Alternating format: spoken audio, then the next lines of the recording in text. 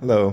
I have a 2012 Land Rover Range Rover Evoque.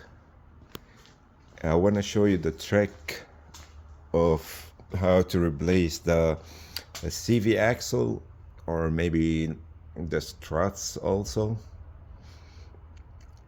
or maybe the control arm. Whatever you're replacing, I'm replacing the CV axle. So I know it's kind of hard to find what to do, what to remove.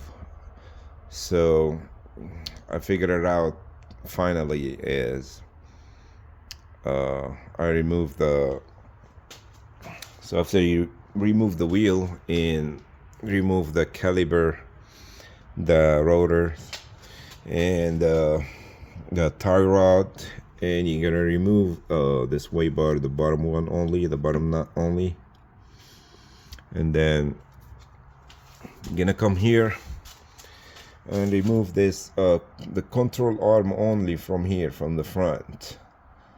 Then after you get the CV axle out, then you're gonna get the brake bar and push down. Let's take it right there and push down, push down. If you have someone to help you, be fine. If not, you can use both hands. So I'm using the left hand for this, and I'm pushing uh, the spindle over on top of the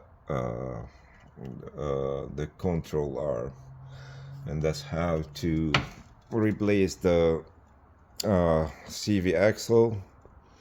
That's it. Thanks for watching. If you have any question, just comment below.